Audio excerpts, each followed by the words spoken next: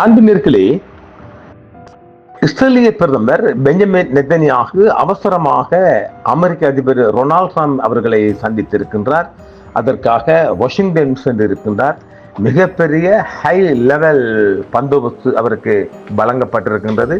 20க்கும் ஏர்போர்ட்டில் இருந்து 20க்கும் மேற்பட்ட வாகனங்கள் பாதுகாப்பு அணிவகுத்து செல்கின்றது. வாஷிங்டன் டிசியில் அவர் லேண்ட் பண்ணினவுடன் மிகப்பெரிய பந்தோபஸ்து வழங்கப்பட்டிருக்கின்றது.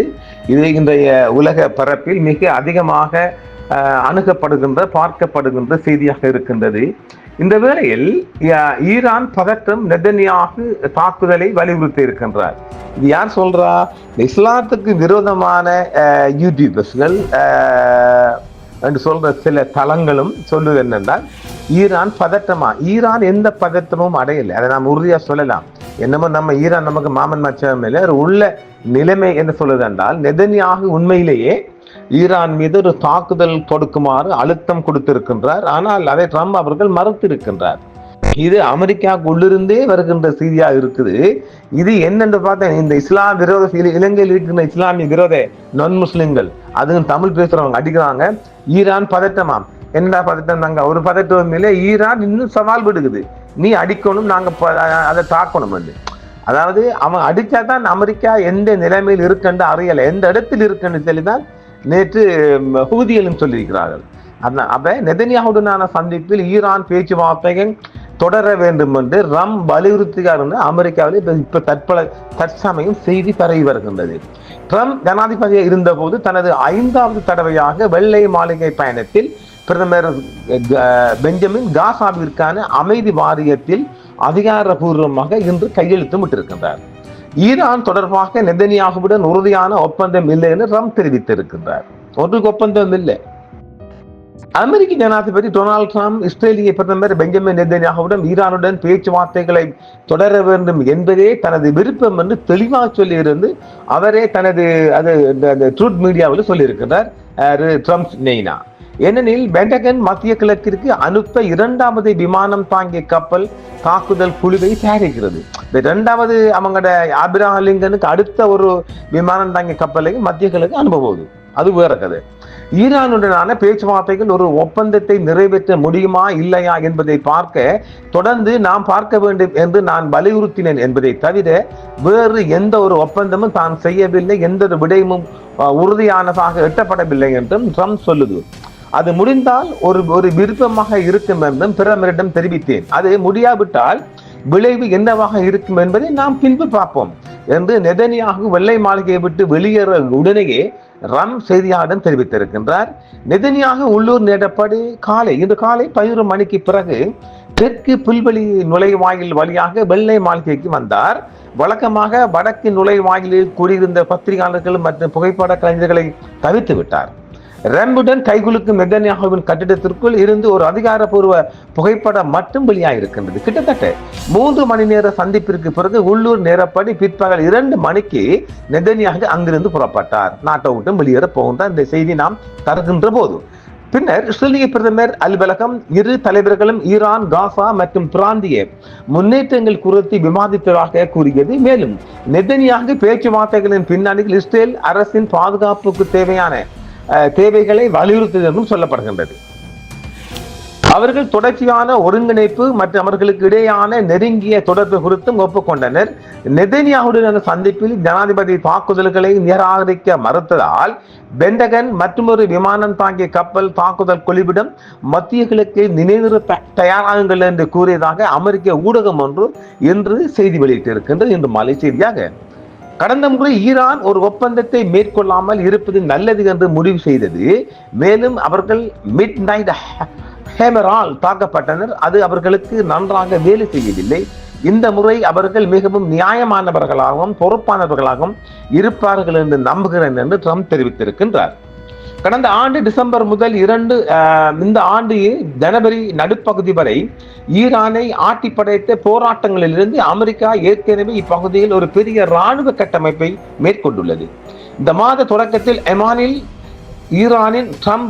ஈரானுடன் ட்ரம்ப் பேச்சுவார்த்தை பேச்சுவார்த்தை குழு பேச்சுவார்த்தை நடத்தியது. மேலும் ட்ரம்பின் தற்போதைய நிலைப்பாடு அணு ஆயுதங்கள் இல்லை, ஏவுகணைகள் இல்லை என்றும் அவர் இந்த வாரம் ஊடக பேட்டியில் கூறியிருக்கின்றார். இது ஈரானின் அணுசக்தி திறன்களை நீண்ட காலமாக அமெரிக்கா கொண்டிருந்த கவனத்திலிருந்து ஒரு மாற்றமாகும் என்றும் சொல்லப்படுகின்றது. 2015 உறுதிப்படுத்தப்பட்ட ஈரான் அணுசக்தி ஒப்பந்தம் ட்ரம்பின் விலகலுக்கு நன்றி 2018 முறிந்தது. ஈரானின் பாலிஸ்டிக் ஏவுகணைகள் மீதான வரம்புகளை உள்ளடக்கி இருக்கவில்லை. ஆனால் டிசம்பர் 29 அன்று நெதன்யாஹு ட்ரம்புடன் கடைசியாக சந்தித்ததில் இருந்து ஈரானின் பாலிஸ்டிக் ஏவுகணைகளை உருவாக்குவதை தடை செய்வது பற்றிய பேச்சு ஜனாதிபதியால் ஆதரிக்கப்படும் என்றும் ஒரு நிபந்தனையாக கூறப்படும். நாம ஏற்கனவே சொல்லியிருக்கிறோம், ஈரான் வகை வகையான பாலிஸ்டிக் ஏவுகணைகளை வச்சிருக்குது. இது இவங்களுக்கு ஏற்கனவே அந்த 12 நாள் யுத்தத்தில் இஸ்ரேலுக்கு மிகப்பெரிய சேதத்தை கொடுத்துச்சு இல்லை. இதே அமெரிக்காவோட வற்புறுத்துறாரு, இங்கவா அமெரிக்கா ஈரான் அந்த அணுசக்தி திட்டத்தை கைவிடணும், அவங்க பாலிஸ்டிக் ஏவுகணை செய்யறது கைவிடணும். இந்த ரெண்டையும் தான் வலியுறுத்துறார் நெதன்ஸ். அதுதான் பயம் இருக்கு, அச்சமூட்டுது இல்லை. அதுதான் காரணம். பலஸ்தீன பிரச்சனை மற்றும் பிற அனைத்து பிரச்சனைகளிலும் ஈரான் எப்போதும் அவரது முதன்மையான கவலையாக இருந்து வருகிறது. நெதன்யாஹு அமைதி வாரியத்தில் இணைகிறார். வாஷிங்டனில் இருந்தபோது நெதன்யாஹு ட்ரம்பின் அமைதி வாரியத்தில் அதிகாரப்பூர்வமாக கையெழுத்திட்டதாகவும் அவரது அலுவலகம் உறுதிப்படுத்தியிருக்கின்றது. கையொப்பமிடப்பட்ட ஆவணம் ஜனவரி 19ஆம் தேதிக்கு முந்தியதாக தெரிகிறது. ஜனவரி 22ஆம் தேதி சுவிட்சர்லாந்தின் டாவோஸில் அமைதி வாரியத்தின் சாசனத்தை ட்ரம்ப் அங்கீகரித்தார். சுவிட்சர்லாந்து சர்வதேச குற்றவியல் நீதிமன்றத்தில் ஒரு கட்சியாக இருப்பதால் காசாவில் போர்க்குற்றங்கள் மற்றும் மனித குலத்துக்கு எதிரான போர்க்குற்றங்களுக்கான வரண்டின்படி அவரை கைது செய்ய வேண்டி இருக்கும் என்பதால் நெதன்யாஹு கலந்து கொள்ளவில்லை என்றும் அமெரிக்க அதிபர் தெரிவிக்கின்றார். அமைதி வாரியத்தின் முதல் கூட்டம் அடுத்த வாரம் வாஷிங்டன் டிசியில் நடைபெறவிருக்கின்றது. புதிதாக பெயரிடப்பட்ட டொனால்ட் ஜே ட்ரம்ப் அமைதி நிறுவனத்தில் நடைபெறும் என்று எதிர்பார்க்கப்படுகிறது.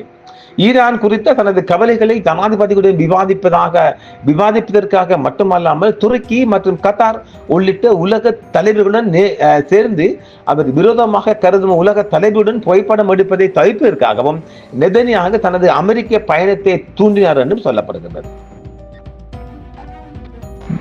குஷ்னர் ஜனாதிபதியின் மருமகன் மற்றும் நிர்வாகத்தில் எந்த அதிகாரப்பூர்வ பங்கையும் வகிக்கவில்லை என்பதால் அவர் இதில் இந்த பேச்சுவார்த்தைகள் பெரிய நாட்டம் காட்டவில்லை என்றும் சொல்லப்படுகிறது. நெதன்யாஹு ஒரு ஜனநாயக அரசியலின் தலைவராக அல்ல, ஒரு உண்மையான சர்வாதியாக அதில் கையெழுத்திடுகிறார் என்று இஸ்ரேலுக்குள் எதிர்கட்சிகள் முழக்கம் எடுக்கின்றது. எந்த ஒரு ஜனநாயக நிறுவனத்தின் ஒப்புதலும் தேவையில்லாமல் தனது கையொப்பம் இஸ்ரேல் அரசை பிணைக்கிறது என்பதை அவர் அங்கீகரிக்கிறார். இஸ்ரேலில் எந்த அரசாங்கமும் இல்லை, நெஷட்டும் இல்லை, சட்டமும் இல்லை, நெஷட்னா பார்லிமெண்ட், சட்டமும் இல்லை, ஜனநாயகம் இல்லை என்பது போல ஒரே ஆட்சியாளர் நெதன்யாஹு மட்டுமே இருக்கிறார். அமைதி கவுன்சிலில் இணைந்த மற்ற சர்வாதிகாரை போலவே நெதன்யாஹு இருக்கின்றார் என்றும் அங்கு இஸ்ரேலிய எதிர்கட்சிகள் சொல்கின்றார்கள். உண்மையில் வாரியத்தின் நிர்வாக உறுப்பினர்களாக இருக்க ஒப்புக்கொண்ட உலக தலைவர்களில் பெரும்பாலான சர்வாதிகாரிகள் என்று கருதப்படுகின்றார்கள். அது உண்மைதானே? ஏனெனில் ட்ரம்புக்கு அடிபணிஞ்சுதான் இதெல்லாம் செய்யறாங்க. இத்தகைய உணர்வுகள் அதாவது ட்ரம்பின் அமைதி வாரியம் என்ன என்றால் காசாவை யார் இப்போது ஆட்சி செய்கின்றார் என்ற கேள்விக்குறி வருவதில்லை. அந்த கேள்விக்குறிக்கு என்ன சொல்லாங்கன்னா, இத்தகைய உணர்வுகள் கனடா, இங்கிலாந்து மற்றும் ஜெர்மனி போன்ற முக்கிய நேட்டோ உறுப்பினர்கள் உட்பட இதுவரை அந்த நிறுவனத்தில் சேர வேண்டாம் என்று தேர்வு செய்த பல அமெரிக்க நட்பு நாடுகளிடமிருந்து கவலைகளை தூண்டியுள்ளது. நெதன்யாஹுவை கைது செய்ய ஐசிசி வரண்ட் இருப்பதால் அவரை முதலில் சேர்த்ததற்காக உலகளாவிய தெற்கில் உள்ள பிற நாடுகள் வாரியத்தை விமர்சித்ததாகவும் தெரியப்படுகின்றது. இது ஒரு புறம் இருக்க, இந்த ஈரான் மீது தாக்குதலை தொடுக்க வேண்டாம், தாக்குதலுக்கு நாங்கள் அமெரிக்கா தயாராக கூடாது என்று அமெரிக்காவில் இருக்கின்ற 25 அமெரிக்க அமைப்புகள் ட்ரம்ப் நிர்வாகத்தின் போர் நிலைப்பாட்டை தடுக்க வலியுறுத்தி சட்டம் இயற்றுவதற்கு கடிதம் எழுதியிருக்கின்றார்கள். குழுக்களில் அமைதி ஆர்வலர்கள், தேவாலயங்கள், சிந்தனையாளர்கள் மற்றும் முஸ்லிம் மற்றும் யூத அமைப்புகளும் அடங்குகிறது. அமெரிக்காவில் இருக்கின்ற யூத அமைப்புகளும் இந்த சண்டையை விரும்பலங்க.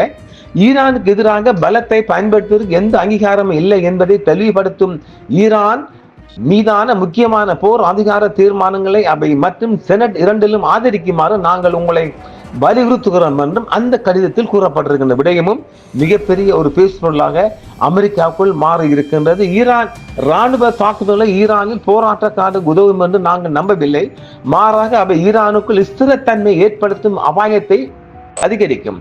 இது பிராந்திய மோதலை தூண்டும் அதே வேளையில் அதிக துன்பங்களுக்கு வழிவகுக்கும் என்றும் அந்த கடிதத்தில் சொல்லப்பட்டிருக்கின்றது. 25 அமைப்புகள் ஒன்றிணைந்து ஈரான் அமெரிக்காவை தாக்கவில்லை அல்லது தாக்குதலை அச்சுறுத்தவில்லை. மேலும் காங்கிரஸ் ஈரானுக்கு எதிராக எந்த ராணுவ நடவடிக்கையும் அங்கீகரிக்கவில்லை. பொறுப்பற்ற ராணுவ விரிவாக்கத்தில் அக்கறை கொண்ட குழுக்களின் கூட்டணியாக அதன் தொகுதிகளை பிரதிநிதிப்படுத்தவும் அதன் அரசியல் அமைப்பு பங்கை வலியுறுத்தவும் ஈரானுடனான அங்கீகரிக்கப்படாத போரை தடுக்கவும் காங்கிரஸை நாங்கள் வலியுறுத்துகிறோம் என்றுதான் அந்த 25 அமைப்புகளும் கடிதம் மூலமாக கேட்டிருக்கின்றது. இதையெல்லாம் ரம்ஸ்னீனா பார்த்து கொள்ள மாட்டார்.